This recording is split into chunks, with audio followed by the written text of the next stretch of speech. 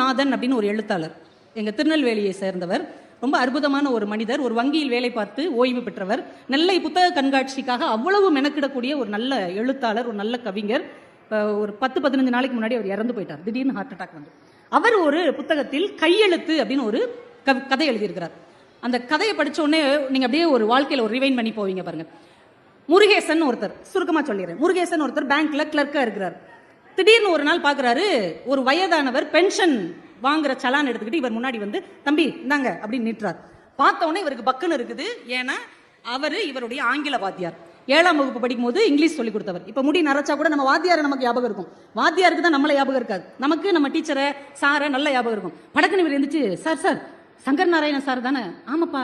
நீங்க யாரு? சார் நான் தான் சார் முருகேசன், உங்ககிட்ட 7ஆம் கிளாஸ் படிச்சேன். அப்படியாப்பா, பேங்க்ல வேலை பாக்குறியா? சந்தோஷம்ப்பா. டீ எல்லாம் கொடுத்து பேசிக்கிட்டு இருப்பார். என்ன சார் ரிட்டையர் ஆயிட்டேன்ப்பா, அதான் பென்ஷன் வாங்க வந்தேன். சரி சார் நான் கொடுத்துறேன்ட்டு ஒவ்வொரு மாசமும் அவர் வரும்போது இவர் டக்கு டக்குன்னு அவருக்கு கிளியர் பண்ணி கொடுப்பார். இப்படியே ஒரு 10 வருடம் போகிறது. சார் எழுதி கொடுக்குறாரு. இவர் அந்த சலானை மூவ் பண்றாரு. சைன் மிஸ் மேட்ச் அப்படின்னு திரும்பி வருது. உடனே இவர் மேனேஜர்கிட்ட போய், சார் அவர் என்னுடைய ஆசிரியர் தான், வயசானவர்ங்கிறதுனால ஏதோ சைன் மிஸ் மேட்ச் ஆகுது, நான் வேணா அதுக்கு கடிதம் எழுதி தர்றேன், நீங்க வந்து தயவு செஞ்சு இதை ஓகே பண்ணணும். சரிப்பான அவர் ஓகே பண்றாரு. இதே மாதிரி ஒரு தடவை 2 தடவை 3 தடவை நடந்துருது. மேனேஜர் சொல்லிட்டாரு, இனிமே அந்த மாதிரி பண்ண முடியாதுப்பா, ஒவ்வொரு தடையும் சைன் மிஸ் மேட்ச் ஆனா அதை அக்செப்ட் பண்ண முடியாது, உங்க சார்ட்ட சொல்லிடு. சார் பக்கத்துல இவர் சொல்றதுக்காக போறாரு.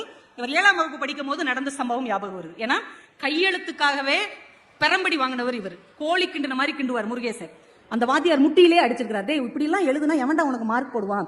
ஹேண்ட் ரைட்டிங் அழகா இருந்தா தான் தலையெழுத்து அழகா இருக்கும். பாரு சார் எப்படி எழுதுறேன்னு போர்டில் அவர் எழுதி போட்டாருன்னு அந்த சேர்த்தெழுத்து அப்படியே ஜீனி முட்டாய் அப்படியே வளைச்சு வளைச்சு விட்டா எப்படி இருக்கும், அது மாதிரி கண்ணுல ஒத்திக்கிற மாதிரி இருக்கும். அப்படி ஒரு எழுத்துக்கு சொந்தக்கார ஆசிரியர்கிட்ட கோழி கிண்டுன மாதிரி கிண்டுன முருகேசன் உங்க கையெழுத்து சரியில்லைன்னு எப்படி சொல்றது?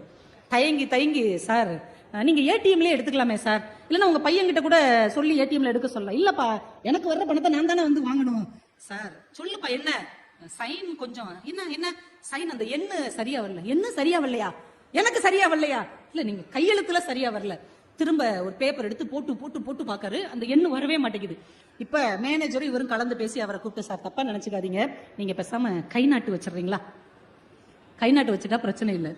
இப்ப நான் இங்கிலீஷ் வாத்தியா இருப்பா, அப்பயுமே நான் பிஏ பிடி படிச்சு அசிஸ்டன்ட் ஹெட் மாஸ்டர் இருந்து ரிட்டையர்ட் ஆனவன்ப்பா, என்னைய போய் கை நாட்டு வைக்க சொல்றா? இல்ல சார் அது ஒன்றும் தப்பு இல்லை சார், உங்களுக்கு கை நடுங்குது இல்ல நான் வேணா வீட்டுக்கு போய் 1 வாரம் நல்லா பிராக்டிஸ் பண்ணிட்டு அப்புறமேட்டி வரட்டுமா அப்படிங்கிறாரு. இவங்களுக்கு என்ன சொல்லனே தெரியல. இப்ப ஆசிரியரோட மகன் வர்றான், என்ன பிரச்சனை?